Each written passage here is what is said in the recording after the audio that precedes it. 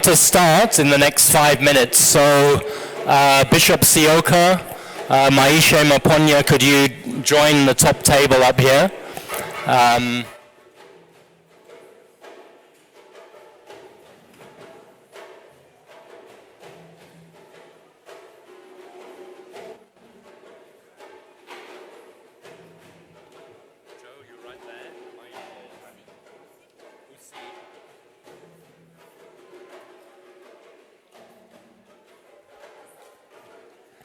If Brenda Modise from Fedusa is here. Brenda? Great.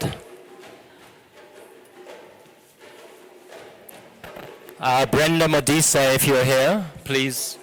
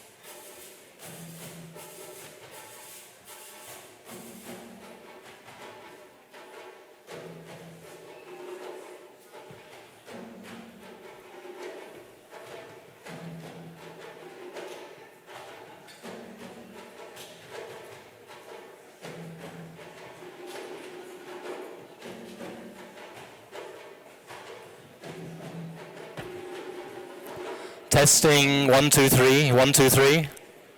Is that okay, eNCA?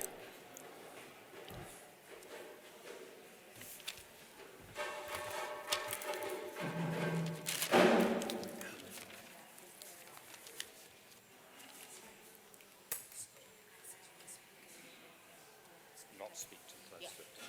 Okay. 1, 2, 3. Just not into the mic, okay. Good afternoon, everybody. Thank you very much for coming today to what we hope will be a day that eventually goes down in the history books of South Africa's struggle for democracy and South Africa's struggle to preserve its democracy and to advance the rights of all the people who live in this beautiful land of ours. We have gathered here to hold a special occasion to launch the People's Motion of No Confidence in President Zuma. And in order to inform you about the People's Motion, to unveil the motion itself, to allow you to hear voices from some of the founding individuals and organizations behind the People's Motion, we have put together a program that will last no more than 1 hour to provide you with that information. Essentially, the program will include an opening prayer, a national prayer for South Africa, which will be read by Bishop Joe Sioka, Anglican Bishop of Pretoria. Is that right, Bishop Sioka?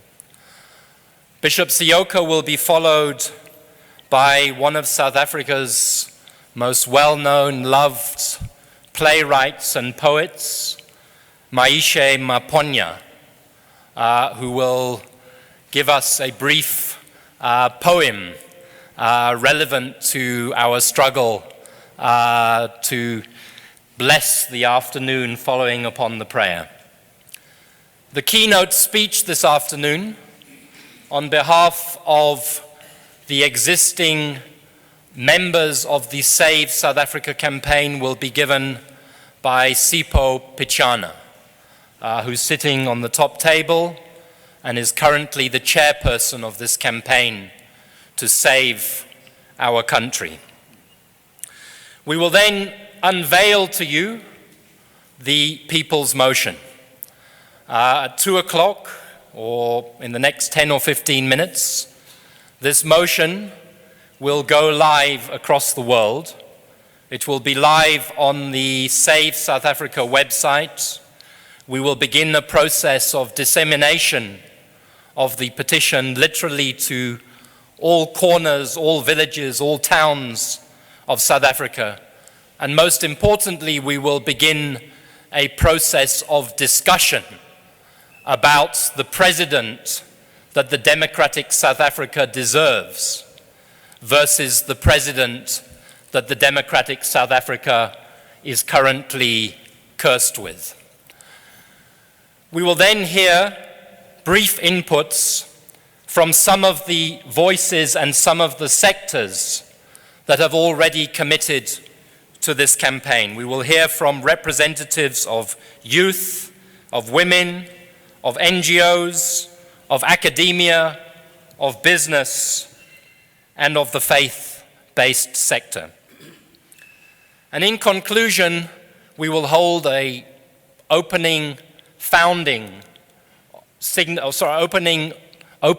the petition for signatures of people and organizations who have joined us for this event today. So I would like to finish my introduction by again thanking you for coming here. I particularly want to acknowledge veterans, heroes, people of huge integrity in our quest for justice, such as Uncle Kathy, Ahmed Kathrada, sitting here with us at the front of this meeting, but many others who I will acknowledge in the course of this afternoon. We've also had a couple of apologies. There's a number of very important meetings taking place at the same time this afternoon, meetings which we hope will also take a position on this question. The Congress of South African Trade Unions Central Executive Committee, as members of the media know, is meeting. The South African Council of Churches Central Committee is meeting over these next couple of days. So this is the beginning of something that we hope will be the biggest wave South Africa has seen, a wave which will wash away the dirt and the corruption that has taken over parts of our state, and which will restore to this country the dream of dignity, equality, social justice, and progress. So to start our afternoon's event, I would like to ask Bishop Joe Sioka to lead us in a prayer. Thank you.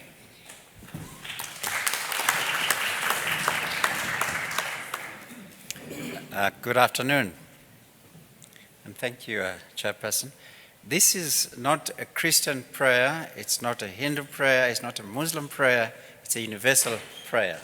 And therefore I would like us all to stand and share in it.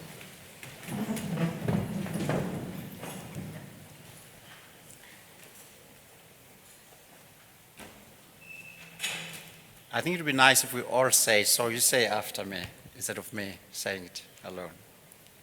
So let us pray.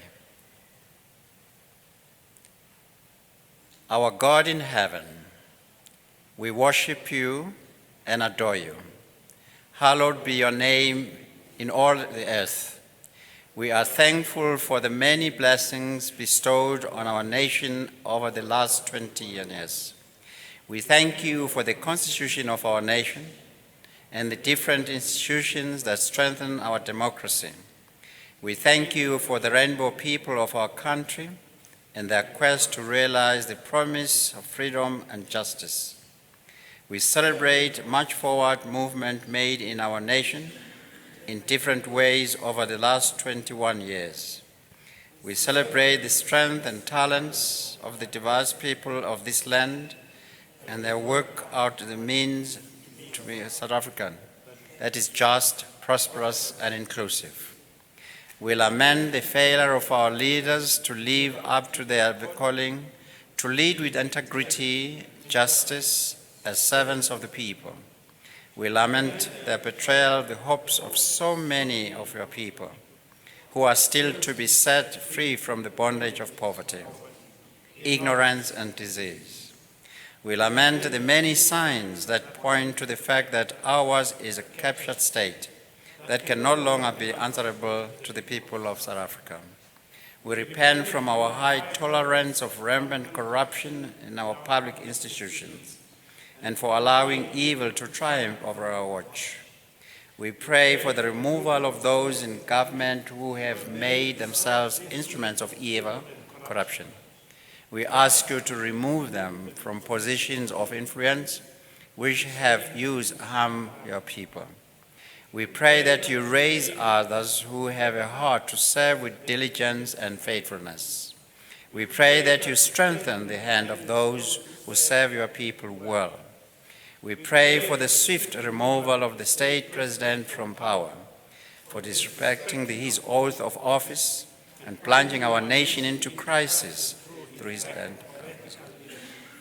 We thank you for answering our prayers, for all power and glory belongs to you, now and forever. Amen. Thank you. Be seated.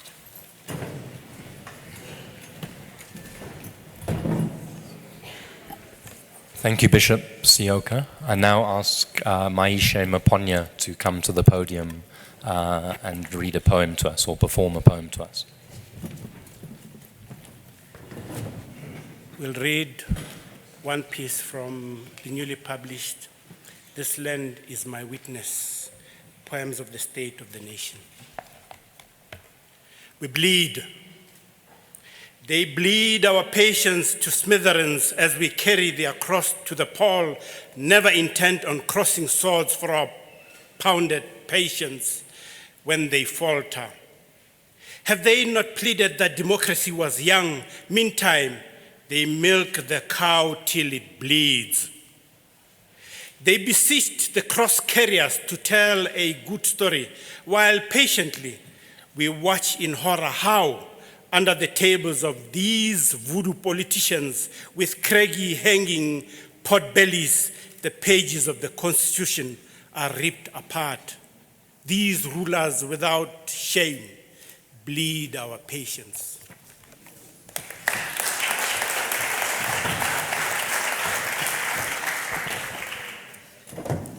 Thank you, Maishe. And now I call upon Sipho Pityana to make the main address and announcement of the people's motion of no confidence in President Zuma. Thank you, Sipho.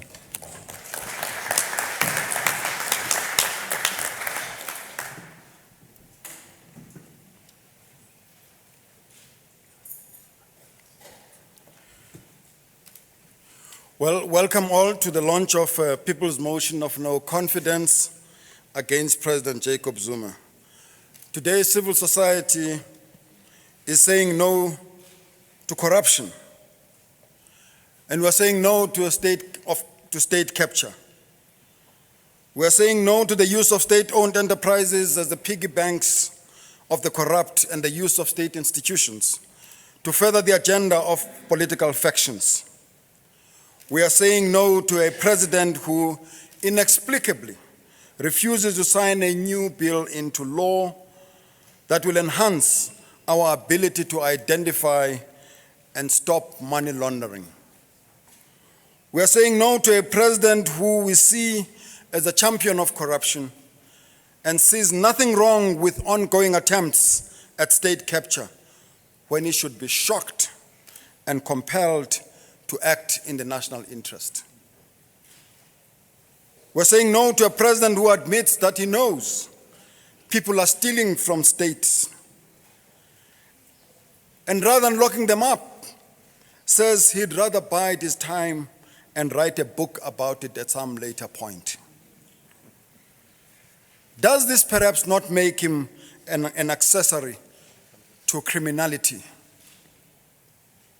Above all else, we're saying no to a president who appears to be to have handed down the power vested in him by the people to a coterie of shady and unscrupulous characters. At the same time, his family and friends benefited handsomely from the association with these shady characters. We consider this an outright assault on the very nationhood, on our flag, on our sovereignty, and our constitution.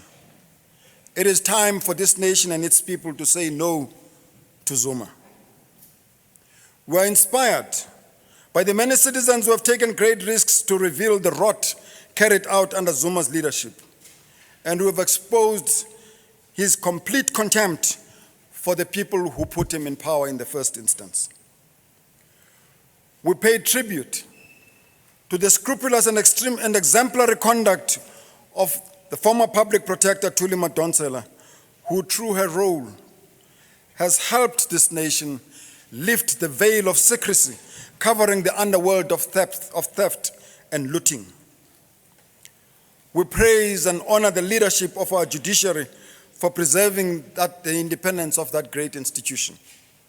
For we must remember, biased courts in various parts of the world have destroyed democracies.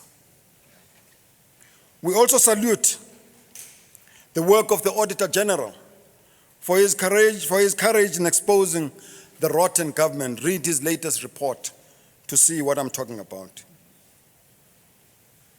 We have heard the compelling cries and demands from many of our leaders in society who note that we have produced icons such as Nelson Mandela, Albert Luthuli, Archbishop Tutu, Albertina Sisulu, Joe Slovo, many others who occupied these environs as prisoners under apartheid, and many others.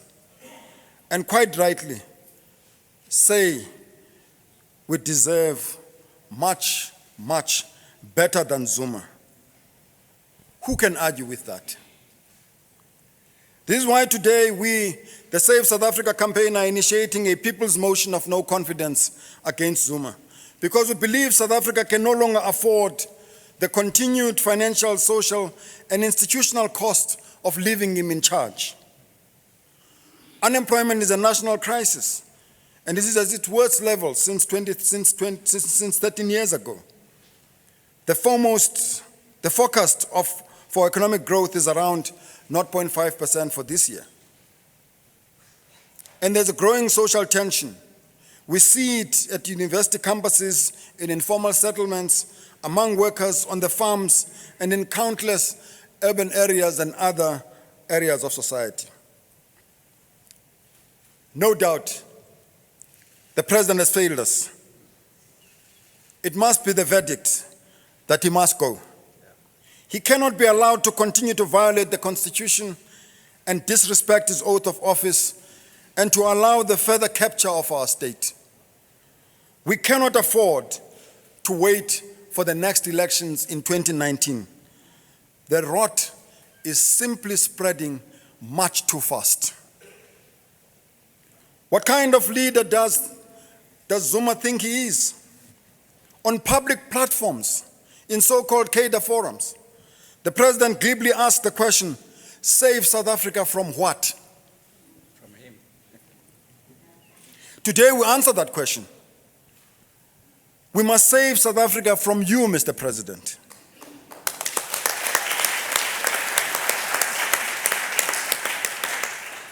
Because if we do not do that, and if we do not do it immediately, if we sit and do nothing, there'll be no South Africa to save in 2019.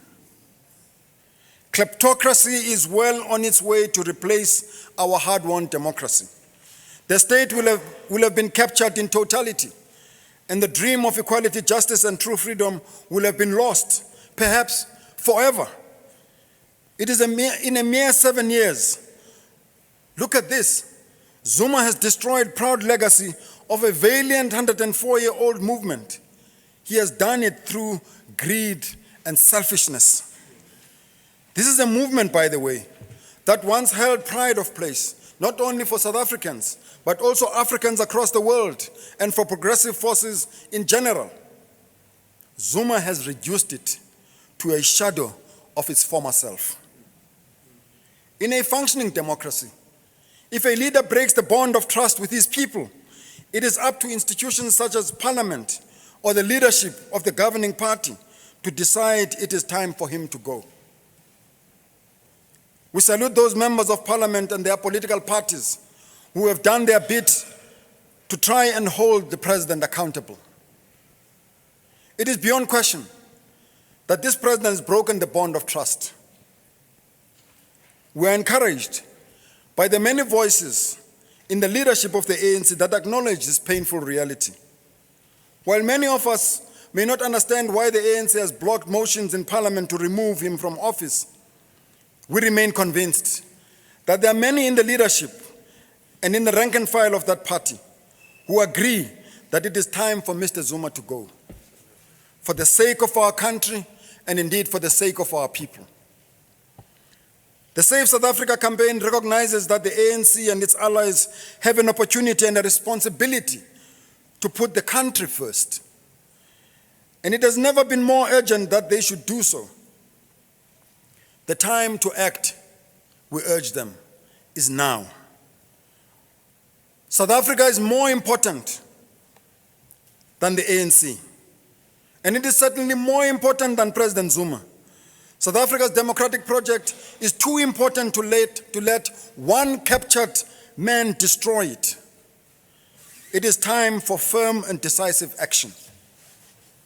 We take this opportunity as Save South Africa to plead with the ANC to hear our call and to hear the call of the people of South Africa and save South Africa. Week after week, new evidence emerges of how Zuma has compromised South Africa and how he refuses to do anything to stop the rot, whether it is Nkandla, Waterkloof Air Base, South African Airways, Denel, Eskom, the NPA, the Hawks, SARS, or indeed repeated ploys to undermine the National Treasury. It is becoming increasingly apparent to South Africans that under this president, state capture is being further entrenched and the very sovereignty of our state is being dangerously jeopardized. The Constitutional Court has already found that he is in breach of his oath of office. He has failed to uphold the Constitution and respect the Constitution. Consistently, he has put his personal interest ahead of the national interest and failed in his duty to avoid conflicts between his official responsibilities and private interests. Zuma tries to tell us the upgrades at Nkandla were within the framework of the Constitution. This arrogant, twisted logic makes a mockery of the unanimous decision of the Constitutional Court, which found, and I quote, "The President's failure to comply with the remedial action taken against him by the Public Protector is inconsistent with his obligations to uphold, defend, and respect the Constitution as the supreme law of the land." Zuma seeks to place himself above the Constitution. He doesn't accept that we have elected as a country to live in a constitutional democracy where all are equal before the law. He continues to abuse executive power by allowing important institutions of our democratic system and constitutional governance to be undermined. These include the National Treasury, the Chapter 9 and the Chapter 9 institution. He has also failed consistently to resolve serious governance problems at state-owned enterprises. I urge you to read the report of the Public Protector's State of Capture. It shows that these state-owned entities are being manipulated to provide as a conduit for wealth accumulated by a few well-connected people. The report reveals a web of conspiracies that reach to the highest levels of our country's leadership. This web includes the president's family, some cabinet ministers, state-owned enterprises, and the Gupta family. In the middle of it all is our president. While all this happens, his cronies have been allowed unfettered access to top-secret cabinet memos. This week's Sunday newspapers have shown how they in turn have shared their plans for state capture with their friends. And how does the president respond to this litany of explosive revelations? And listen to this, by boasting that he's not afraid of going to jail. It's simply mind-boggling. And that is why day after day South Africans find themselves asking the question, what kind of leader is this? Zuma blames international conspiracies for South Africa's problems. Zuma says Western powers and white monopoly capital are using people as pawns to further their own agenda. Predictably, he offers no proof for his conspiracy theories. He also talks of witches and zombies. What kind of leader is this inviting us to the realm of superstition? Thank you.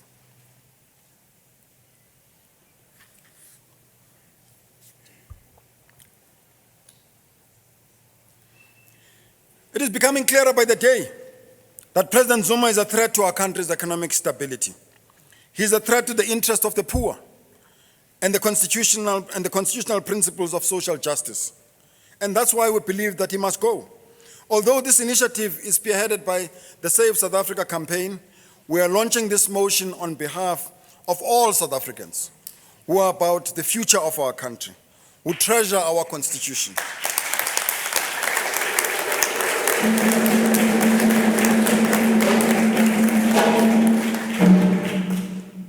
This campaign is about those South Africans who treasure our constitution, who value the flag and understand what it means, who value the freedom and the sovereignty of this nation. Through this campaign, we invite you to be an active participant and a Save South Africa champion. We're embarking on this ambitious campaign knowing that the Save South Africa campaign itself is less than 1 month old. And it is indeed, that's right. Our launch took place in Pretoria just 4 weeks ago, and we're already inundated by people and people's organizations that support our call. Our support base already includes a number of struggle stalwarts, civil society activists, church leaders, trade unions, religious fraternity, writers, performing artists, and others who are with us today. They've been joined in spirit by thousands of South Africans who have called our offices, emailed us, or signed up on social media in support of our campaign. Just last week, more than 2,000 of these concerned South Africans joined us at our first public rally in New Brighton, and we were united in saying, we need to save South Africa. Guess from who, Mr. President? From you. But we have to be clear on this. The people's motion of no confidence will fail without active participation of every citizen in this country. That's why we urge all South Africans to encourage their families, their friends, their colleagues, and many others to sign this motion. Let our numbers show that this is not just a demand by a few, but an unmistakably large community of our people and our nation. We encourage you to organize similar gatherings in your community to bring South Africans together in solidarity and send an unequivocal message to Parliament and to Luthuli House that it is time for Zuma to go. Over the next few months, we'll be taking our motion of no confidence in Zuma to more constituencies to elicit their views. We'll be holding meetings in various organizations and encouraging them to get involved, and holding more public meetings to enable people to show their support. Please make sure that you and your organization are actively involved. We'll be popularizing our call to action, which urges South Africans to show their support for the campaign by wearing hashtag Say South Africa Dukes, bandanas, armbands, and organizing silent protests wherever President Zuma speaks, and using the Save South Africa hashtag on social media. We're also encouraging South Africans to meet with their local members of parliament, to insist that they are accountable to the people and that they must do the right thing by supporting the people's motion of no confidence against President Zuma. Key dates in our campaign over the next 6 months include 10 December, which is a Constitution Day, 20 years of our Constitution that the President doesn't respect. The President's State of the Nation address in 2017 will not be a standalone this time. The National Convention for a New South Africa is what we'll have in 2017 on the 27th of April, which will be a commemoration of our Freedom Day. We're launching our motion of no confidence in form of an online petition. It is available on our website, www.savesouthafrica.org, and on our social media platforms on Twitter and Facebook. We urge you and all South Africans to sign the petition and make your voices heard. We'll be publishing the petition in a number of newspapers and distributing it in communities throughout the festive season and beyond. It is our intention to gather as much support as possible and as many signatures as we can, and to formally present the people's motion in the new year to Parliament. Those that are trying to push under the carpet the transgressions of President Zuma are not going to get away with it. As South Africans, we are going to talk about it every day.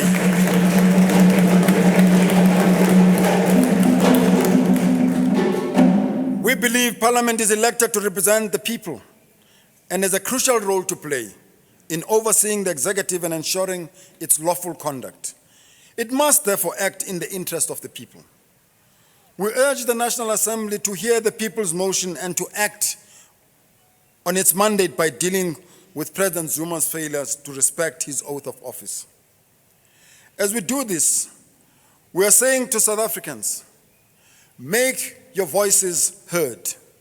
Support the people's motion of no confidence.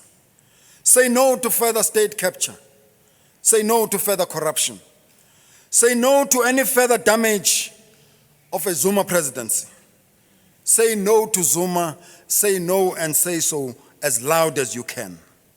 Above all, we urge South Africans to support this motion because we know you love your country and yearn to see a democratic, ethical, and constitutional leadership that truly serves your interest. Amandla. Away. Save South Africa. Save. Thank you.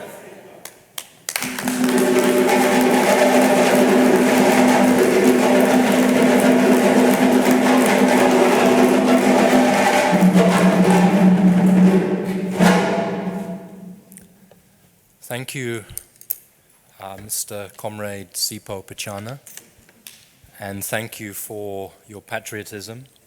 Thank you for your commitment to justice.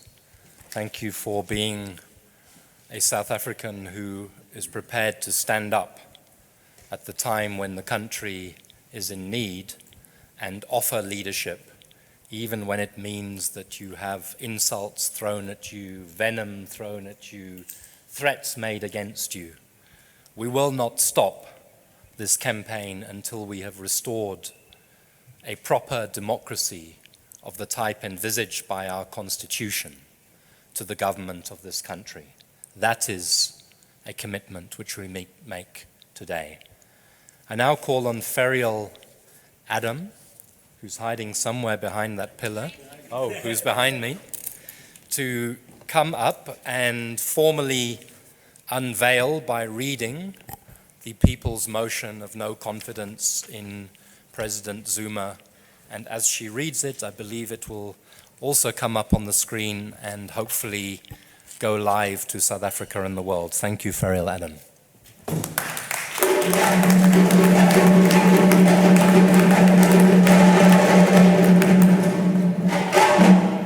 Thank you. The people's motion of no confidence in President Zuma. Over the last few months, there has been a growing chorus of voices from all sectors of society calling on President Jacob Zuma to step down from office.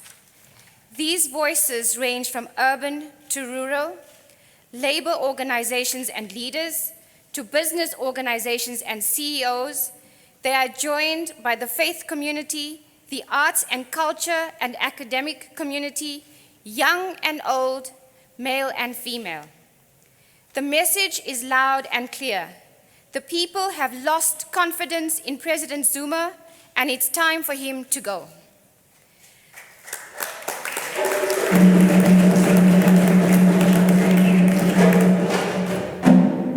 South Africa deserves a president with integrity, who is honest, transparent, and accountable, and who serves all the people of our beautiful land. We, the people of South Africa, call on the Speaker of the National Assembly to table this people's motion before the House and urge all MPs to endorse it, regardless of which party they belong to. The national interest requires that they do so.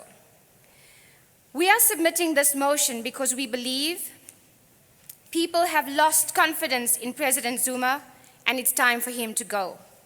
He is no longer suitable to hold the highest office in the land. He is in breach of his oath of office because he failed to uphold and respect the Constitution. He has failed in his duty to avoid conflicts between his constitutional responsibilities and his private interests.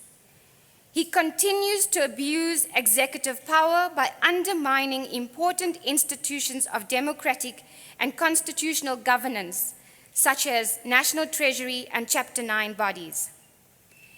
He has failed to resolve serious governance problems at state-owned companies. Further, we believe President Zuma is a threat to our country's economic stability and a threat to the interest of the poor, as well as the constitutional principle of social justice.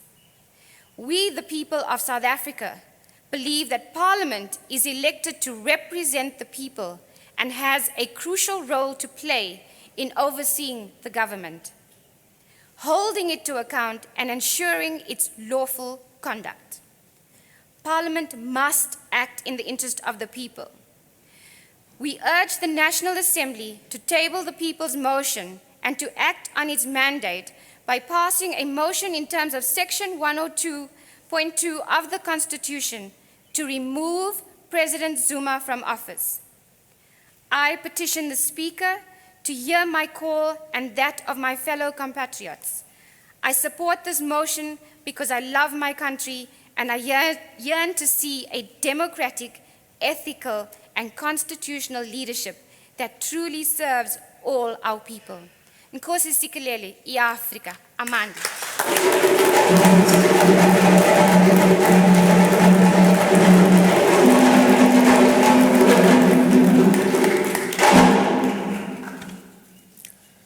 Thank you very much, Ferial.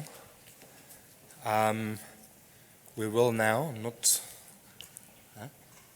unveil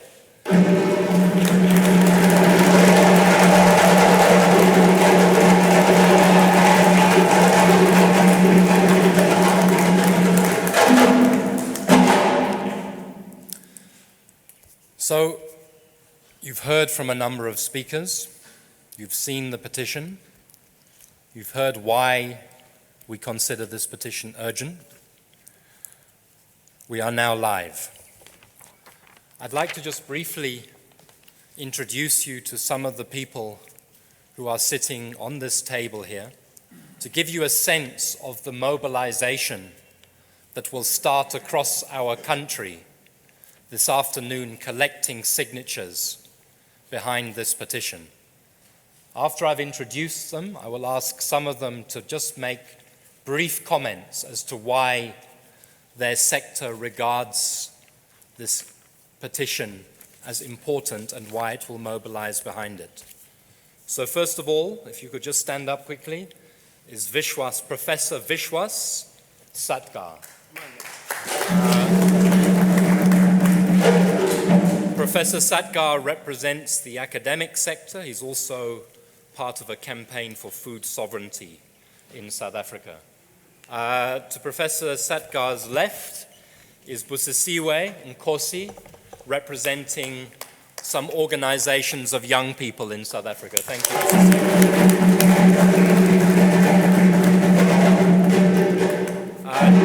Busisiwe. Next on the left is Mzonke Mayakizo, representing the United Front of the Civics.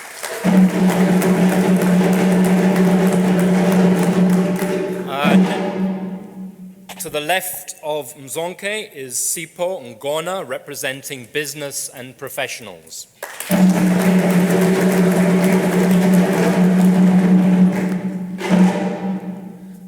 To the left is Nikiwe Bikicha, sorry. Pardon me. To the right is Nikiwe Bikicha, representing women in South Africa, and an organization called Shukumani Bafazi, which we will hear a little bit more.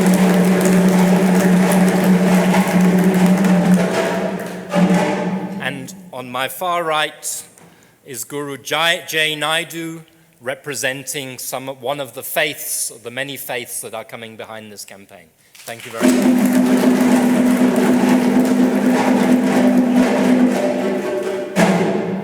On the far right of the table is Nishan Bolton, who is the director of the Kathrada Foundation.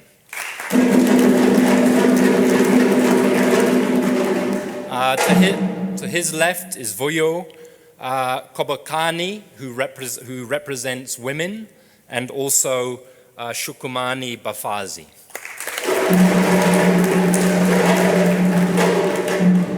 And to her left is Vuyokazi Gonyela, who is a member of the Treatment Action Campaign and representing non-governmental organizations.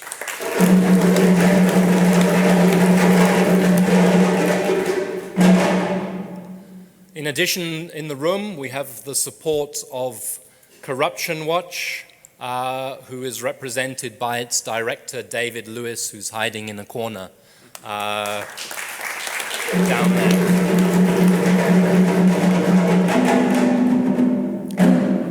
Some of the signatories who have appended their name already as founding signatories include Professor Jerry Kuvadia, Hussein Kuvadia, known as many people, a distinguished professor leader in global health based in Durban.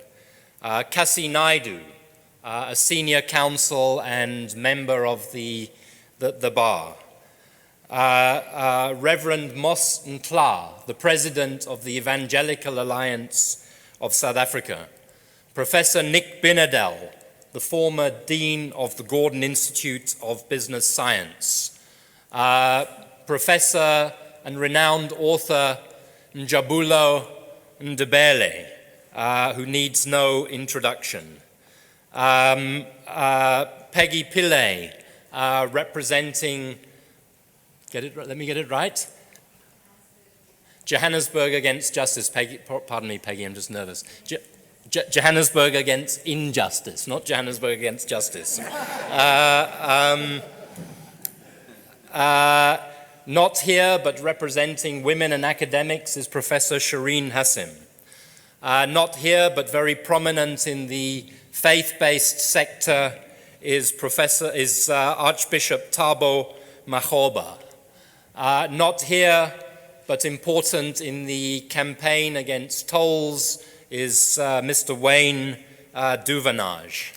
Not here, but important in our judiciary and in our struggle is Zak Yaqub. And I could go on reading many other names. These are amongst the founding 100 signatories to the People's Motion of No Confidence in President Zuma. I'm now just going to ask a small number to say a few words, just so you can hear their perspectives and so that you can understand that this is not a one-man Sipho Pityana band as at times it's being characterized. So I would like to start just by asking Vovo Gonyela to say a few words to us.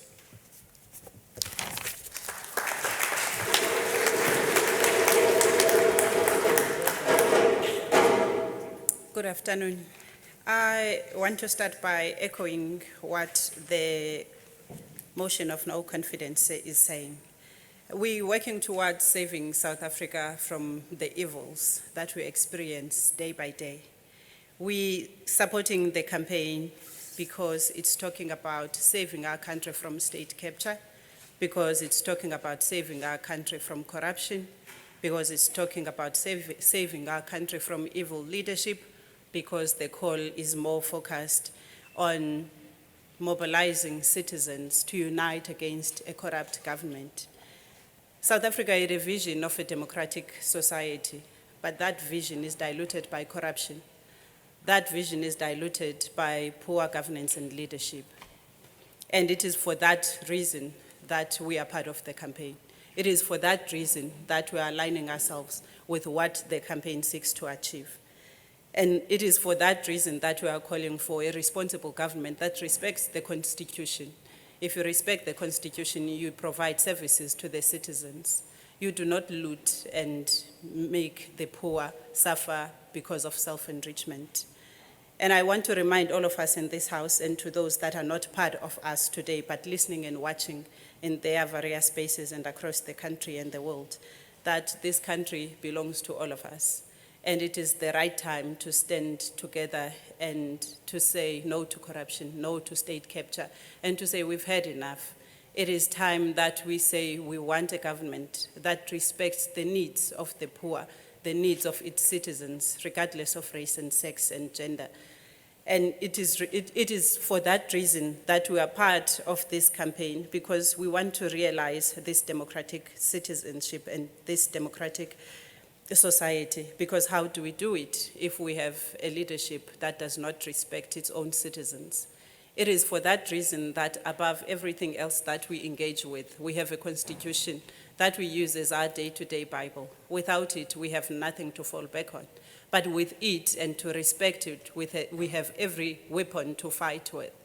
And it doesn't matter what positions we hold, but for as long as the services that are meant to benefit the citizens are not reaching those rightful beneficiaries, then it is up to us to stand together to say it is time to say no to such evil.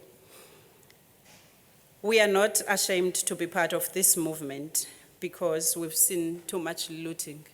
We've seen hospitals being looted from resources that are meant to serve patients.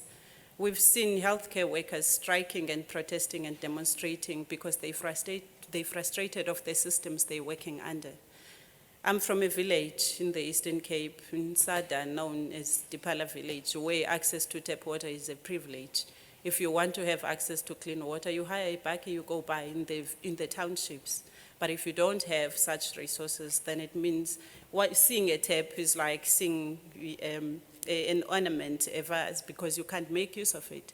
We want a government that provides services to its citizens, people who vote because they know they are going to benefit from the government they elect. Corruption has reached its peak, and it is time that we say no to that. And where have we seen a country that prioritizes individuals, families, and friends over citizens and the people that are meant to benefit? We only see that here in South Africa. And it is for that reason that we're losing so many people because they can't access services that are due to them. We've lost a week ago a young woman that was a part of our movement to cancer because she couldn't afford cancer medication, because we have a system in our country that couldn't afford to give her medication, but we can afford to redirect resources to where they are not needed. But what kind of a country that spends most of its resources to where they are not needed? But because you're poor, you have no voice. The only thing that is facing you is a grave. That's where we put our family members and our friends. It is this leadership that is causing so much anger because services deteriorate day by day.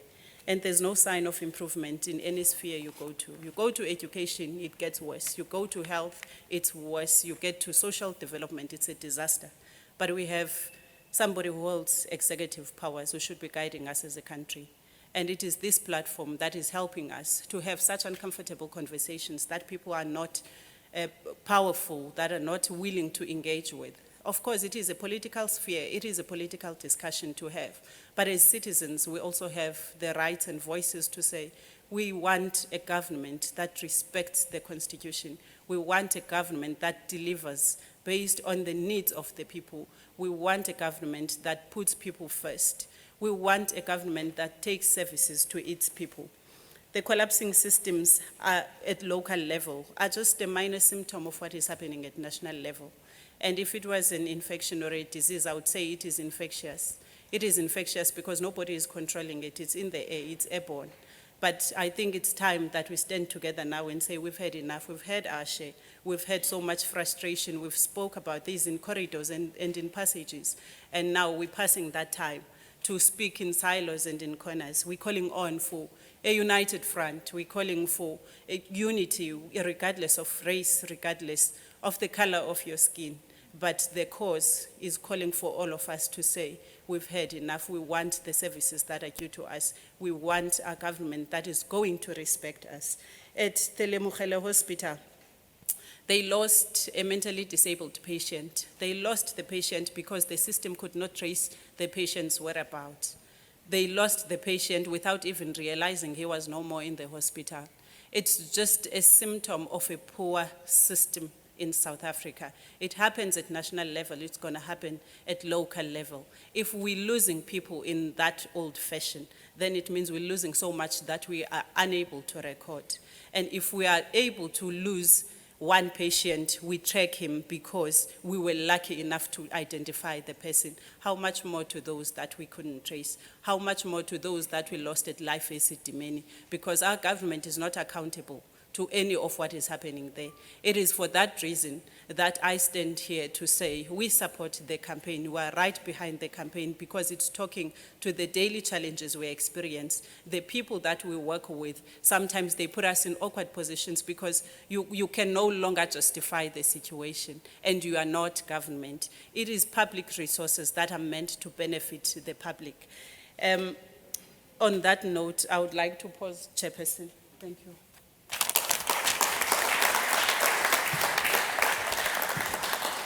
Thank you, Vovo Gonyela. I forgot to mention earlier on that FEDUSA, represented here by Brenda Modise, but I had a phone call just before we started with Dennis George, the General Secretary of FEDUSA, indicating the support of FEDUSA and its intention to mobilize behind this campaign.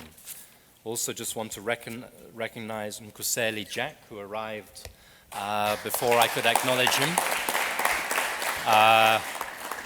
Hot from the 2,000-person meeting that took place in Port Elizabeth exactly a week ago, and with his own track record of activists.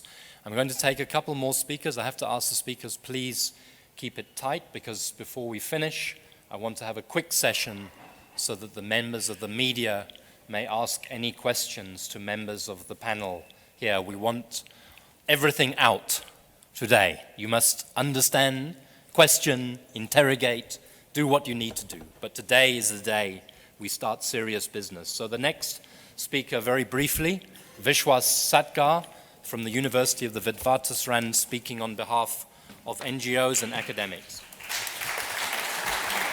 Amandla, the People's Motion is about drawing red lines. Red lines that say enough is enough.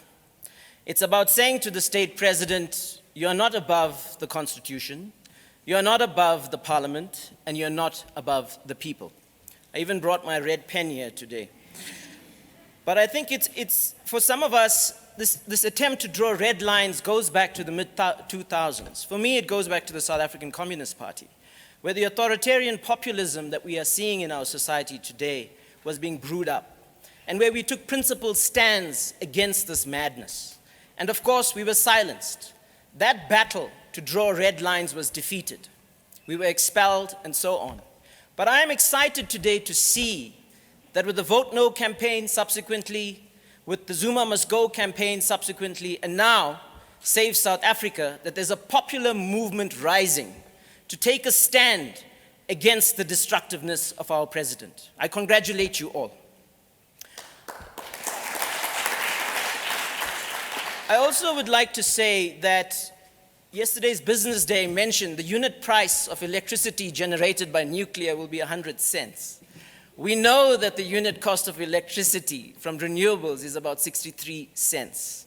It doesn't add up. Today we are drawing a red line and we are saying no to the nuclear deal. Our universities have been rendered battlegrounds. Teachers are turning against students, students are turning against their places of learning, managers are turning against the university communities. This has happened under the leadership of Jacob Zuma. He has imperiled the future of our higher education system. Today, we are drawing a red line. Enough is enough. We have to find a new way forward, and this campaign provides a platform to initiate dialogue to solve that problem. In South Africa, before the drought, 14.1 million people went to bed hungry. Today, that number is probably way more.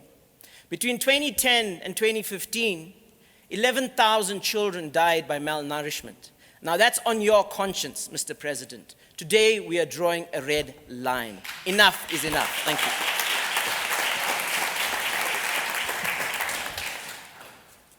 Thank you, Vish. To mention somebody I neglected to mention who's signed the petition.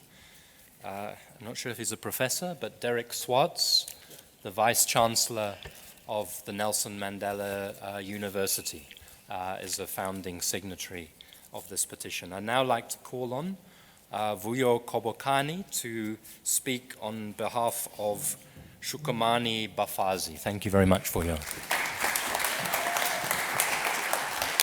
Good afternoon, Molweni.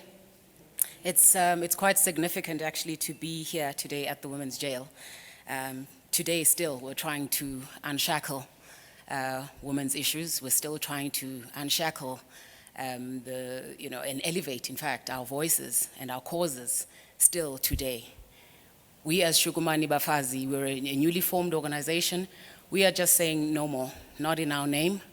We demand a leadership that is focused on these issues, that is not distracted by self-enrichment and other issues of abuse of state resources and state capture. We demand honest, open leadership with integrity.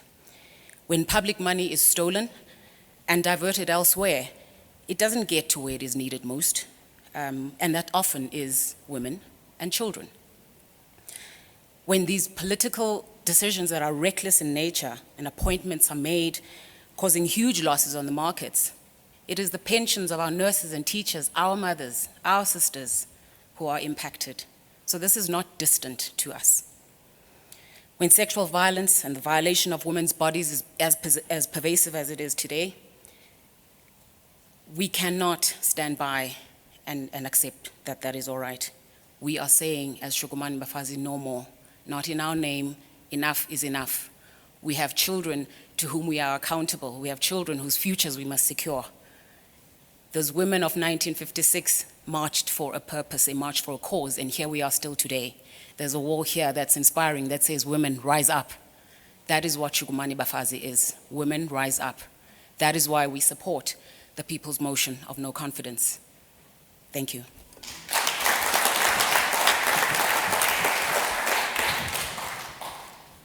Thank you, Vuyo.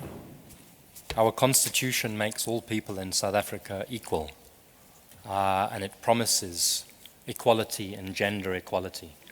One of the complaints we have against our president is that he is a president who disrespects women, who serially and repeatedly shows his disrespect of women. That is why we need a new president. That is why we need a president who recognizes equality. The next speaker will be Busisiwe Nkosi, who will speak as a young person, another group of people who are frequently overlooked and for whom our president has done very, very little. 59% of people in South Africa are under the age of 30, and yet unemployment amongst young people is in that region of 59 or 60%. Any president must look after the future of young people, must make a commitment to young people, and must deliver to young people. So this campaign and this petition will reach out to young people. It will reach to young people who are already taking control, but will also appeal to young people to take back control of this country. Busisiwe, will you come and say a few words? Thank you.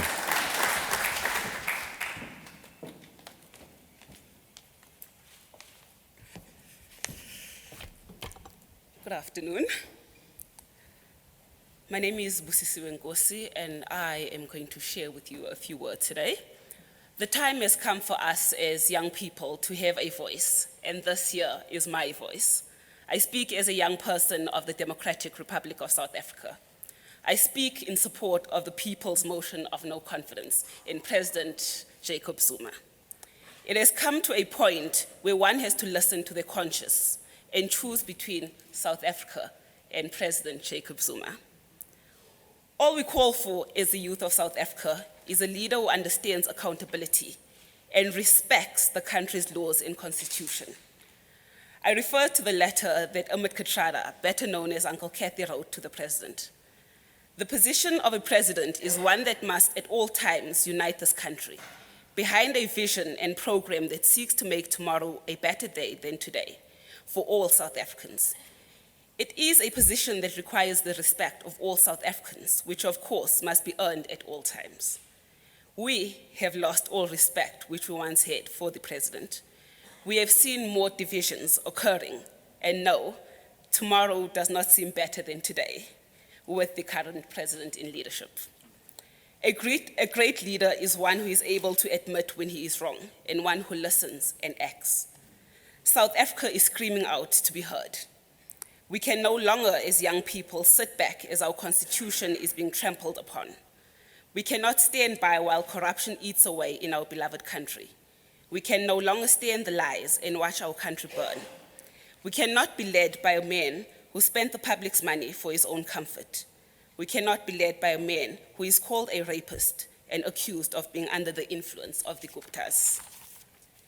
We as the youth of South Africa have been failed by the NEC, whom I feel should have dealt with all these issues as the collective leadership of the ANC. In closing, Mr. President, please consider the words of our beloved eNCA. I know that if I were in the president's shoes, I would step down with immediate effect. I believe that it is what would help the country to find its way out of a path that it never imagined it would be on, but one that it must move out of soon. And that is the reason why I support the motion of no confidence.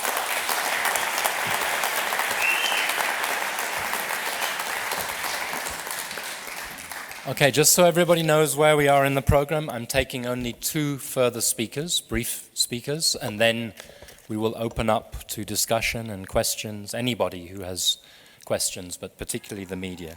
So first of all, I want to ask Sipho Pityana to come up and just say a few words. He comes from business, and to say a few words about business's approach to this question. Thank you very much, Sipho. Thanks, Mark. I stand on behalf of business and professionals, and I'm going to quote one stanza from an elegy in a churchyard, which is as follows, I quote, "Full many a flower is born to blush unseen and waste its sweetness in the desert air." We've drawn a line in the sand, and we've taken a decision that we support Save South Africa because we refuse for our sweetness to be wasted in the desert air. I stand here on behalf of professionals, which we will be seeing over time, and business, specifically entrepreneurs, to say that enough is enough. Because what happens with corruption and maladministration has a direct and adverse effect on business, and it affects us at the end of the day. When taxes are increasing, it affects us. When VAT increases, it affects us. When corporate tax, it affects us. So we have taken a decision, not only as black entrepreneurs, people in business, but as South Africans. Because before I am black, I am South African. Before I'm a member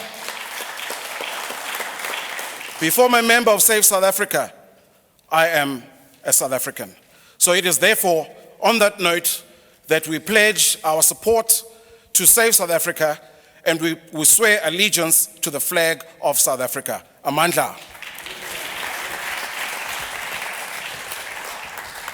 Thank you, Sipho. And finally, Nkuseli Jack to say a few words, and then we will open up. Thank you.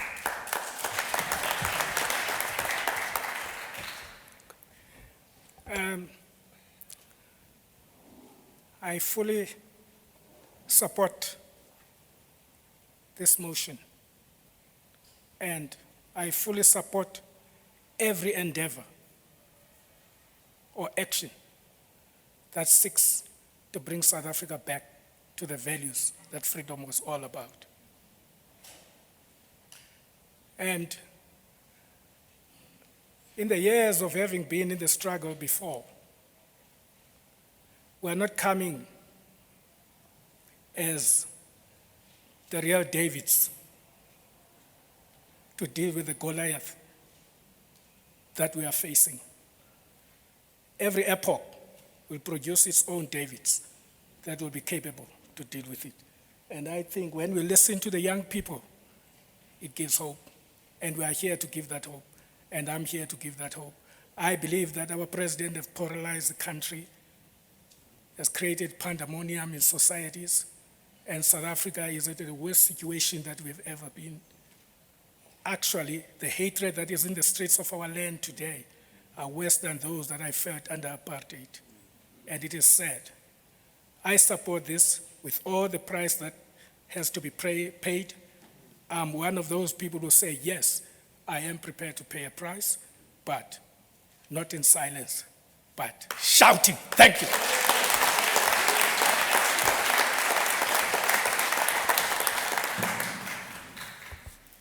Thank you. I'd like to thank my comrades and colleagues for their words. I hope that those of you who are here today from the media can see the breadth of support for this campaign that is only half an hour old, but it has significant support.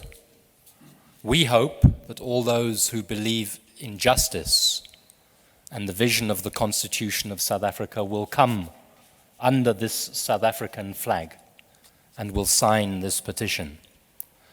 We are saying to the people who have power in this country, don't think that this is a gimmick, that this is a story of the 23rd of November that will be gone on the 24th or the 25th. This petition you will hear about every day. And we will come to the gates of the National Assembly before the State of the Nation in February next year. We hope with millions of signatures. Say that again. We aim big in this because every South African and every person in South Africa has a stake in his or her own future, but as importantly in the future of his or her neighbors and family and friend. And we believe that we are capable of getting this country back on track to social justice. But we cannot do it whilst the head of the country is a man like Jacob Zuma.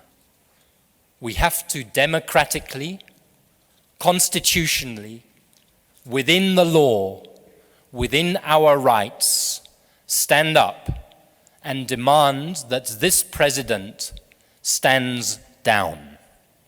That is what we are going to do, and that is what we are going to succeed in doing. We expect to win. We expect that the people in the ANC NEC who are good people will show that they are good people. We expect that the people in government who are good people will show that they are good people. That is why we will win. We will win because there are many, many, many more honest people in South Africa than there are corrupt people. We are not a corrupt people. We are not a corrupt nation. We are a nation that has been captured by some corrupt people, and we are ready to chuck them out. That's our message. So could I now ask, before we ceremonially sign the People's Motion, whether there are any questions from members of the media? When you ask your question, please just say who you are and whether there's a particular person that you direct your question to, and be brief. I can see one from the Daily Maverick, one, two, three questions so far. We'll take a series of questions, series of maybe 3 questions, and then I'll ask people to respond. So Greg from the Maverick first, then number 2, then number 3. Identify yourselves. Hi, my name is Greg Nicholson from the Daily Maverick. I hear about some of the lofty goals you have in terms of saving South Africa and trying to remove the president, but in terms of tactics, what was mentioned was silent protests at events where the president speaks, which could just be interpreted as listening, wearing t-shirts and bandanas, and an online petition. How will the two correlate in terms of removing the president with these tactics that don't seem to be very extreme and have been used and overlooked in the past? And is the goal to get ANC MPs to table this motion in Parliament, or are you actually appealing to the consciences of ANC NEC members to use internal party processes to remove the president? Then secondly, by targeting Zuma firstly, are you not simplifying what could be a very complex issue? Thank you. Thank you. We've noted that, and I'll ask a couple of people to respond in a minute. The second question, yeah. Oh, thank you, Chair. My name is Kuzwayo Jetro. I'm a freelance writer. Just want to ask the chairman, Mr. Pityana. I know you are the chairman of Anglo-American. And then talking about these international conspiracies, there have been attempts to sort of delegitimize Save South Africa campaign that you are being sponsored by the West.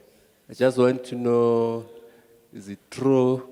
What are your views? Do you acknowledge this, or do you deny this allegation? Because they also accuse you of being captured by the West. Thank you. Thank you. Thank you very much, Kuzwayo. When Sipho answers it, I'll just ask him to unshackle himself first. Then the third question. Thank you. My name is Pieter de Tooy. I'm from the Huffington Post, South Africa. My question to you, Mr. Pityana, did you take any heart from your meeting, or ANC Veterans meeting with the National Working Committee on Monday?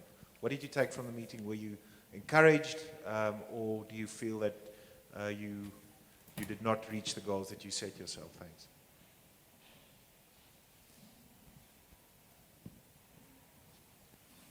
Can I ask whether there's a fourth questioner, and then I will take the first round of replies. Yes. Thank you so much. My name is Kelden Olmo. I'm a journalist with ANN7. Save SA is demanding president's removal, but in the past as well as today, we haven't seen those ordinary people that you all are on behalf fighting or demanding the removal of president. Your comment on that, and also to Mr. Pityana. On Monday, ANC, NWC as well as the stalwarts met, and you're one of the signatory in the document that you submitted to President Jacob Zuma. Don't you feel you did not attend that meeting, but you all had earlier asked for that meeting? Don't you think you could have waited for that meeting to get over, because the second session is happening on Friday, before calling on President Jacob Zuma's removal? Thank you so much. Thank you very much. That's 4 questions. I'm going to ask 3 of the speakers to answer these first set of questions. Obviously, Sipho Pityana, first of all, but then I'm also going to ask Nikiwe Bikicha if she wants to answer, or Vuyo, any points, and then I'm going to ask Vovo, Gonyela, and Zonke to talk about this question of where the ordinary people are and what the ordinary people may think of this type of campaign. But first to Sipho Pityana. Well, first of all, let me start with the meeting of the stalwarts of the ANC with the National Executive Committee of the ANC. I would like to say that if you read the letter that we wrote to the leadership of the ANC, we are quite unequivocal about the crisis of leadership in the ANC and the impact that that has on the running of the country under the leadership of President Jacob Zuma.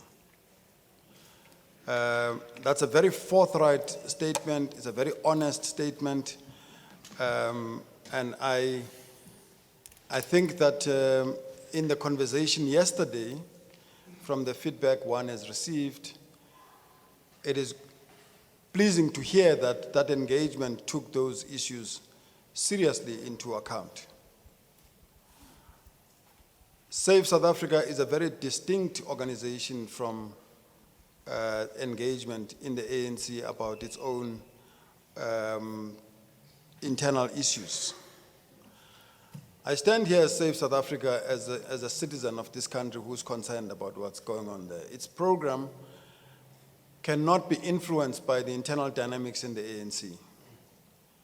We have an independent program and we must stick to that program. Of course, we would want to engage with the ANC, would like to engage with the leadership of the ANC, as we do, would like to engage with those people in the ANC who belong to the many structures that are associated with this initiative, including the churches, the unions, etc., who believe that it starts with President Zuma leaving. As you heard, not all the stalwarts subscribe to that. I'm one of those that subscribe to the view that you cannot fix this country with a president that has brought it to where it is. He is incapable of solving it. If you asked me yesterday, arising from the meeting of the stalwarts, and I've said this to everybody who cares to listen, you will not and you cannot fix the ANC with a president that has brought it to where it is. To believe otherwise is to live in a cloud cuckoo land. It is quite clear that what we're about here as Save South Africa is more than just the removal of President Zuma. It is also saying to those who have the authority to elect a new leader, remember that we will be there if you impose yet another unethical, corrupt leader. We will be there if you are out there to put somebody who doesn't respect accountability, who feels that state coffers are his ATM, and who feels that he can bring his cronies from elsewhere to come and loot our institution. So we believe that our constitutional democracy requires a particular kind of leader, and that Jacob Zuma is a very good example of what that leader should not be like. So we're quite categorical about that. I don't feel, therefore, that we should have aligned the processes around our own program as Save South Africa to those deliberations happening in the ANC. Otherwise, we'd have had somebody from the unions saying that we're also having our little conversation here. We are lined up to have a meeting with the leadership of the ANC. All of us must do whatever we can to achieve the right results. Let me say this about being captured and captured by forces of the West and dumped in the South, that South Africa is. I think that this notion of capture shouldn't be rubbished. It is a very serious mechanism of actually taking over a country as a bunch of crooks and undermining the democratic will of the people. And that's what this is about. If you have somebody who is in a conspiracy to undermine the sovereignty of this country and you're a president of the country, you have the intelligence services, you have the law and all of that. It's a serious act of crime to actually conspire with another country to undermine a democratically elected government. If that is an allegation, as the president keeps making as it does rounds, he has the wherewithal to actually take appropriate action in defense of the country because we have placed a responsibility on his shoulders to defend this country. So I actually think that with the proof that this organization is not captured by the West, there will be another allegation that perhaps it is propagating the interests of somebody else. The point being that we don't like what you are saying. We can't answer it. Its argument is quite compelling and beyond question.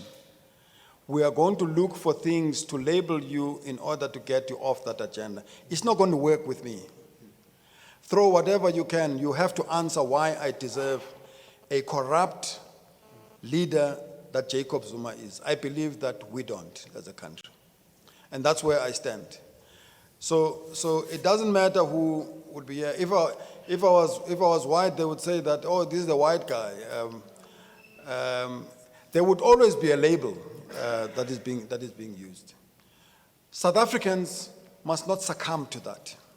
We must stand for what we believe in, and we must stand our ground. We mustn't be intimidated. We mustn't be harassed. We must stand firm. We do not deserve being led by somebody who is corrupt. We don't. So we must make that point very clear. I don't know what the other question is that was directed at me, but I would say, in respect of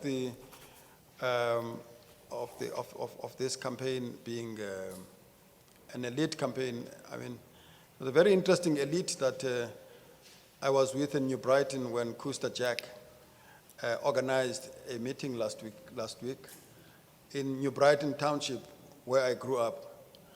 It is an elite that was thoroughly impoverished, that wears the scars of being betrayed in public sector hospitals of the kind that was talked about here, who go to schools in the area that deserve better infrastructure and better outcomes. These are the people who the religious community represents, who have enjoined this because they know that the people that they lead and the people that they represent actually experience the impact of corruption every day. This is who we are. We include the elite. And you know why they are worried that there may be elite amongst us? Because they know, as President Zuma has complained, they use the courts too much. And they get us in court all the time, and we will take them to court. We will use the skills, the competencies, the capacities of every South African to stop this rot. There are people who might not want to march, but they'll provide fantastic advice that will enable us to make a great impact. They may be communication specialists. They may be marketing specialists. They may be lawyers. They may be forensic experts that will enable us to unravel the extent of corruption, etc., etc. They may be ordinary South Africans who have no education because they've been betrayed by the system, but are prepared to give their time and energies to mobilize to make sure that our voice is heard. We as South Africans are choosing today to unite irrespective of our stations in life. Thanks, Sipho. Just quickly, I want to ask Vuyo, do you want to give any response on the question of ordinary people or the methods we're using? Yeah. So certainly, our organization is still at its infancy, but we have begun, and we're currently represented by faith-based groups, professional women, youth. We've begun mobilizing in the Eastern Cape as far as Engcobo, Mthatha, East London, and Cape Town. So we are actually fully representative of a cross-section of women across the country. Thank you very much. Mzonke, do you want to say anything just very quickly on why ordinary people don't want to be involved or do? You got a loud voice, but... okay. Ordinary people support this initiative because they are the ones who are feeling what is happening at the national level.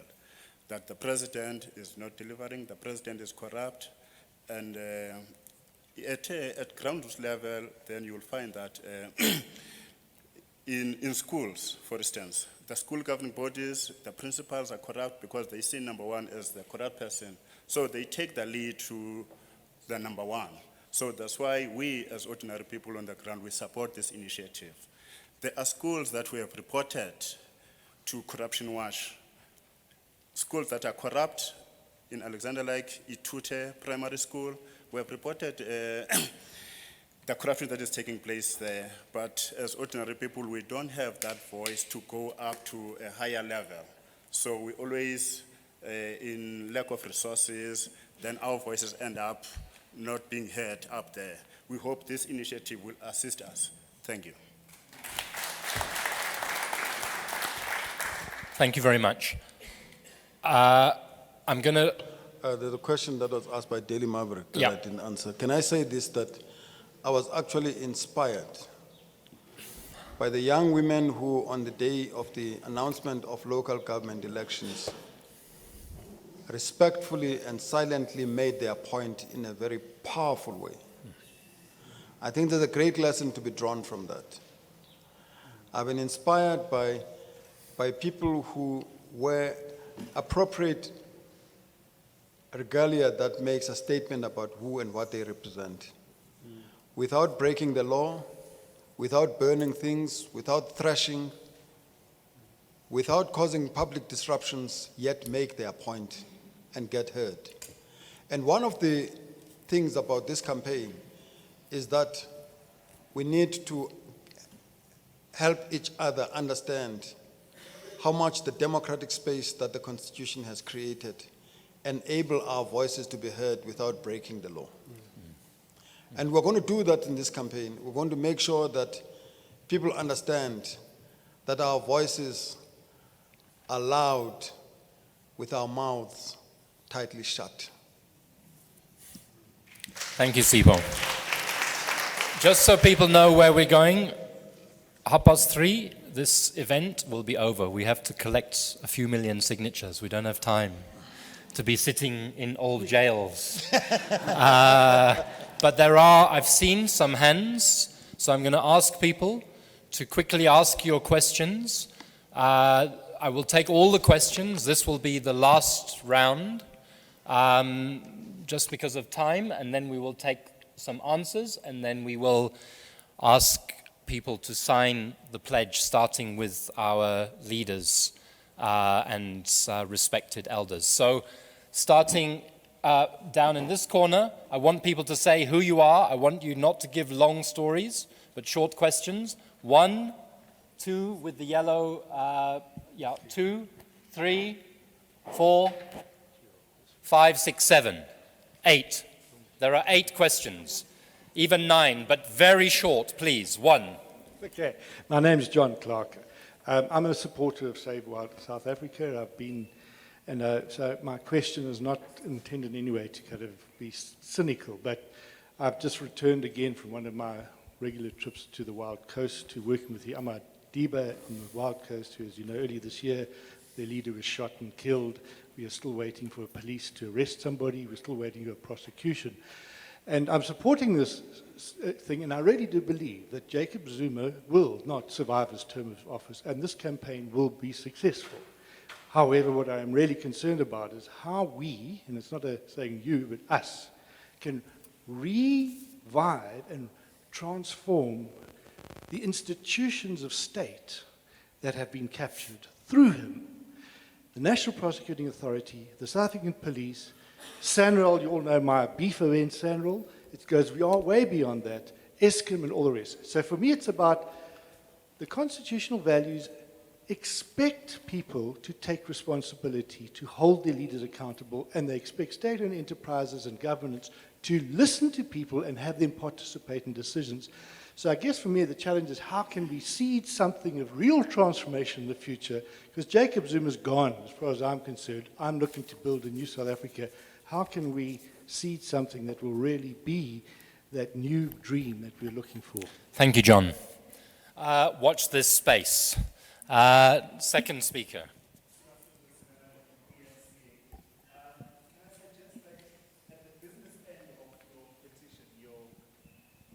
Thank you. Thulasizwe Semelane from eNCA. Can I suggest to you that at the business end of your petition and this motion of no confidence, it's flawed in that it goes to Parliament, where it will have to be adopted by the majority, being the ANC, who have had many opportunities to support motions of no confidence against President Jacob Zuma. Basically, we come back around to 7 motions of no confidence, if I depend on the President's counting, that have not succeeded. So my suggestion to you is that it is flawed right at the business end. Your comment, please. Thank you. Thank you, Thulasizwe. We will deal with that question and let it be noted. Third, yes, the gentleman with the hat. Zawuthetha isiXhosa. Umbuzo wami upha kwi-team yakho bawuPityana. Will you please translate for me later? I'm from Bizana. Ndingumbulelo Sifisolanga from Bizana. Nizawukwazi njani ukufikela kwabantu ebantwini basezilalini uba nabasayine kuba abanye abayazi yonke le nto yokusayina apha? Ndiyabulela. The question is, how are you going to get to the people in the villages? Thank you very much. Yes. My name is Mbali Sibanyoni. I'm from SABC. There have been rumors that some of the people who were part of the Save South Africa initially, following the Monday's meeting with the stalwarts, have now opted to go out. Is this by any chance true? And if so, who is it? Thank you very much. We got your question.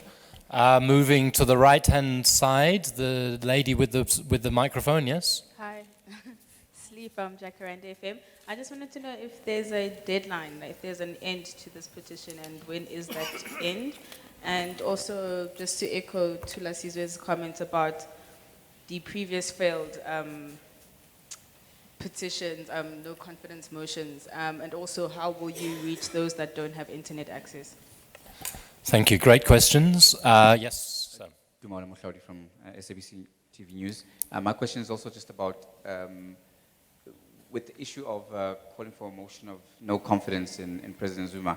How do you prevent a situation where if the next incumbent is seen not to be performing or to be not strong in leadership, you have a situation where we constantly don't have a sitting head of state who finishes 2 terms or is recalled because of public unhappiness? Thank you very much. Behind the camera, sorry, yes, yourself, yes, sir. My name is Nchama Piele, I'm a citizen. Respectfully, February is far away. We cannot wait that long. South Africa cannot afford. We've waited too long for President Zuma to resign. Can't we change this deadline? Talk December, something like that? February is far too far away. Thank you. We don't mind if he goes early. I think that's the last but one question. My name is Maurice, chairperson of the NGO Voice of Wrongfully in Prison. I'm a DRC refugee. So my question, I wanted to ask that, can't you consider that these things of asking the President Jacob Zuma to step down, it must be taken in a level of the entire leadership?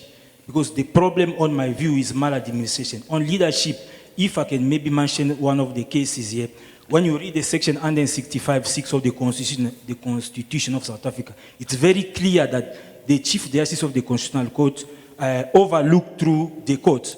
So, if any information go to the Chief Justice, how did he deal about it?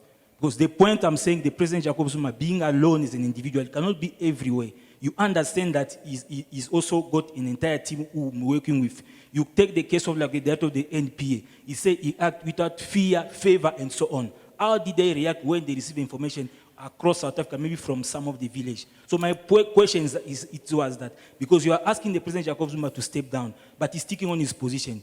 And when you listen to Gwende Mantashe say they must take the collective responsibility, may not be the question. Thank you.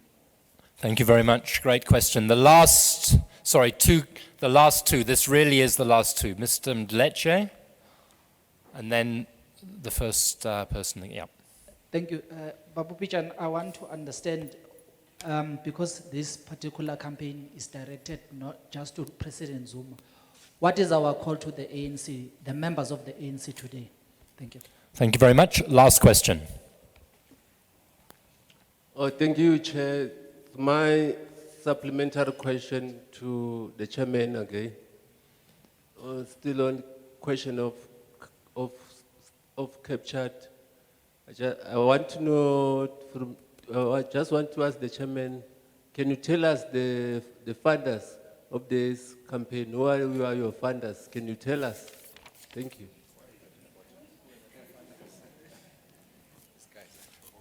Thank you very much. So a question about the funders. Can we tell about the funders? Okay.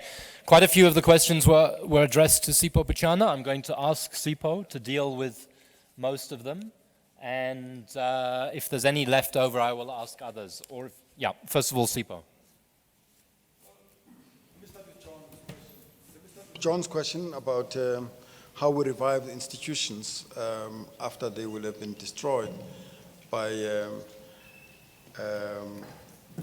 what is prevailing as a state capture. You know, part of the reason why we are where we are is because we kept our distance and we allowed things to happen. I will remind you that one of the first attempts by the president was to undermine the judiciary by extending the term of office of the Chief Justice illegally. As civil society, we took him to court and stopped him in his tracks. And look at what happened. We now have a very vibrant judiciary. Chief Justice Mogoeng was put under the most severe scrutiny when he was appointed. Not because there was anybody seeking to attack him personally, but because we wanted to ensure that we jealously guard the independence of the judiciary. What a great prize for this country. A recent example also is what Corruption Watch and other NGOs did in respect of the appointment process for the public protector. They insisted on a clear process, got South Africans talking, and ran a process called Bua Mzansi. It was the first process where South Africans, in their numbers, had a view about the candidates with regard to that, because it's such an important process. If this initiative ends with the exit of Jacob Zuma, we will have wasted a huge amount of time and will have lost a fantastic opportunity. We must draw a line on the sand to say that the integrity of the institutions of governance in this country must be protected, and that appointment of friends and people who tick the box in terms of their political loyalties is over. We want competent people to run institutions in the interest of the South African public. There are other examples that I could give, and it would take too long to do that, but there's a lot of evidence to suggest that civil society and ordinary citizens mobilized through that can actually ensure that we restore the integrity of these institutions. Tula Sizwe, as a student of politics, you will understand that members of parliament owe their allegiance to ordinary citizens who elect them. When ordinary citizens are silent, they take liberties. They exercise that authority in ways that may not be consistent with the mandate that they may have been given by the people. What this process is about is to remind Parliament that with the motions of confidence tabled and impeachment attempts presented and failed, South Africa's ordinary citizens are not happy with that outcome, and that they must go back, deliberate on this matter, and produce an outcome that is appropriate. Why do we think that it is not possible for South Africans to do what the Brazilians did in forcing their government or in forcing the legislature to impeach its president implicated in acts of corruption? And the legislature did it because Brazilians in their millions were out in the streets to make sure that their voices were heard. The campaigns that we are starting now are saying to South Africans, you must talk about this. You must marshal your energy. You must be visible in various ways. And these may be small ways in localities, in engaging councillors, in engaging in political discussions in the media, in being there when the president goes to speak at various functions. And it's not just about the numbers in those instances. It is about making the point that South Africans are not going to have this. I hope that it will indeed culminate with South Africans coming in large numbers in the streets and actually saying that we are not going to have this. And that on the day we present this petition to Parliament, we'll be able to invite those members of Parliament and see the throngs of people behind the signatures that we will have attached. That's the statement that we need to make. And I think any politician who looks at that will understand that if they take a different view on this matter, they will have signed their resignation letters for 2019. And that is the message that South Africans must communicate. So that's why I was saying in our statement that it is important that South Africans in their large numbers must make sure that they sign this motion of no confidence in the president and show that citizens are prepared to make their point that enough is enough. I think the point about reaching the rural communities was made earlier on. Already, we have various forms of communications in the rural communities. Remember that the associations that are with us have a presence in rural communities already. There isn't a myth about rural communities. I go to various rural communities quite often myself. So it is important that we take that into account. Zimbabwe, I'm not aware of anybody who has pulled out of Save South Africa because arising from the meeting of the stalwarts yesterday. Now, this campaign will probably have people who will come and go. It will not shift our single-minded focus on the cause that we're about. There may be people who will drop out because they are intimidated. There may be people who feel that maybe the price that comes with being associated with this is too much. We appreciate their being there with us. Whatever reasons would make them fall out is theirs to deal with. This is a journey that we are prepared to walk regardless of who is with us. But we are confident that the majority of South Africans believe in what we believe because they see what we see. I'm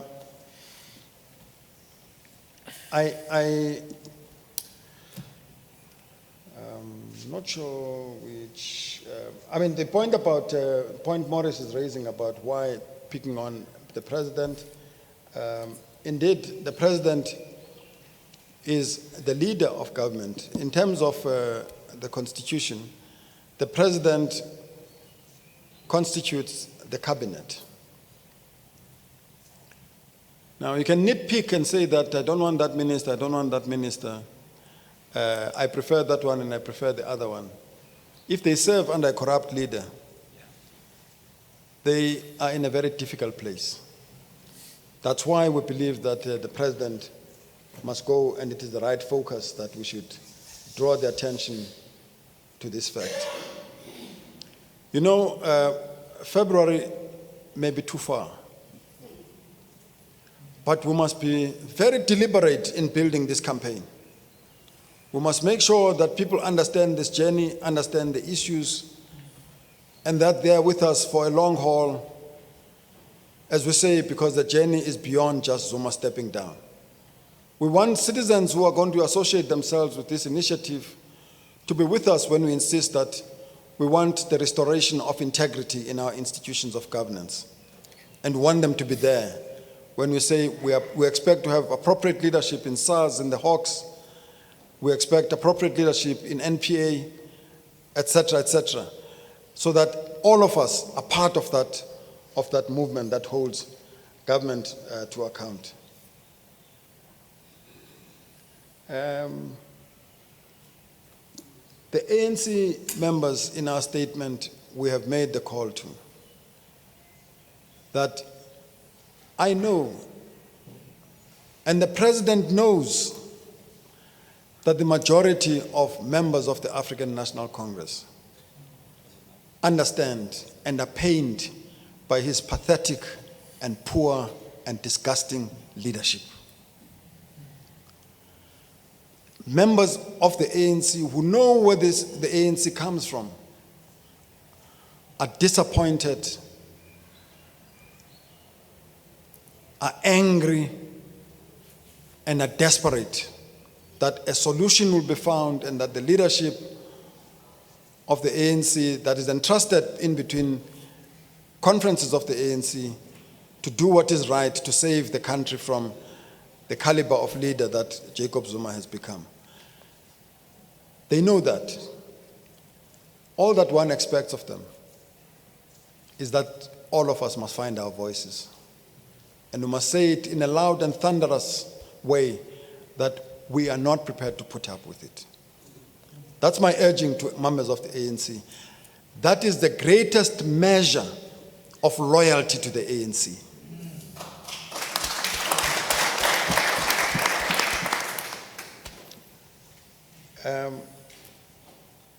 I think I've covered on this. Thank you. So, on the funding, by the way, when we started this campaign, we started with not a cent. And we went to various funding, NGO funding organizations. One or two of them gave us a little bit of money. I hope you're asking this question in order to make a donation. But generally, we're going with a hat around, Charmaine here, writing to everybody and anybody that we think can make a donation, from 10 Rand to 1,000 Rand. And there are certain people that have made those contributions. I wish that we had big monopoly capitalists that were so much behind us that they would give us the millions that we were supposed to be having. And that's why, by the way, you saw Mkhuseli Jack organized this big campaign in Centenary Hall. And he had a few people with Save South Africa shirts. And the very next weekend, the president had an ANC meeting organized. And it was all had the T-shirts that were dished out. So we're a very poor organization. We are out there with our hands for donations. Thank you. I'm going to ask just Bishop Sioka to say a few words. He wanted to answer a couple of questions, and then we will conclude with the ceremonial signing of the petition. Thank you, Chair. I just want to say that asking questions is important. But when you ask a question, usually you know the answer. So learn to do that, to answer the questions that you want to raise. The campaign to ask Zuma to step down, it's what we're about.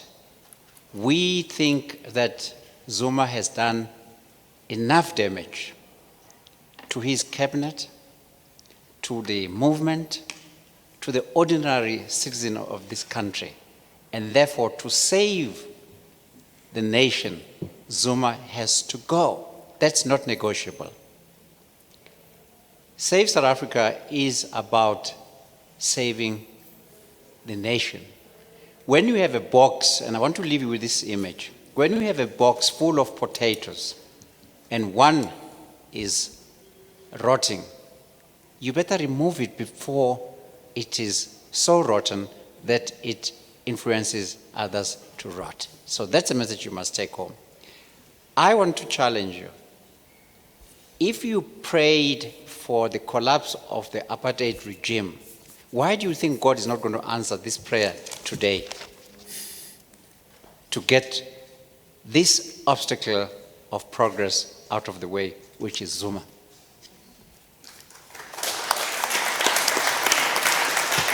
I want to say to you, let this agenda to save South Africa be part of your family discussions. Let it be part of your conversation in your structures, the workplace, the places of leisure, national discussion, so that it never dies. So long as you live, keep it alive. That's my challenge to you. Thank you, Bishop Sioka. So let me conclude by saying the hard work starts now. For journalists who don't believe that we're serious, measure us over the days and weeks and months ahead. You can come back here and ask us which villages we went to, which villages collected petitions, which factories collected petitions. We will collect the petitions electronically, online. We will also do the old-fashioned stuff of pieces of paper and pencils and pens. And when we take the petition, we won't just ask people sign, sign, sign. We will discuss the content of the petition. And that in itself will be an exercise in deepening the democracy of this country, because it will be a discussion about the powers of the president, the powers of the Constitution, the duties that are created on the by the Constitution. And our message is, don't ask what the campaign is going to do for you. Ask what you can do to make this campaign a success.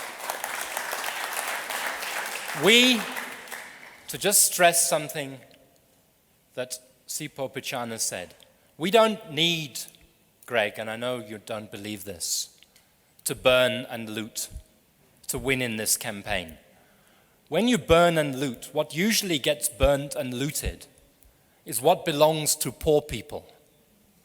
Burning and looting is a sign of frustration and desperation.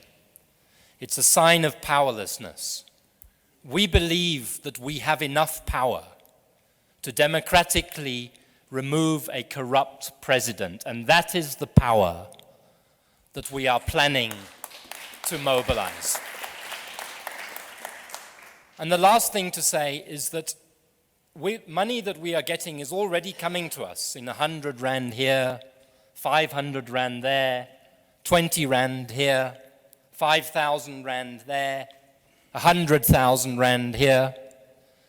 And we will set an example for political parties because we will be transparent about where the money comes from for this campaign. We will not hide anything.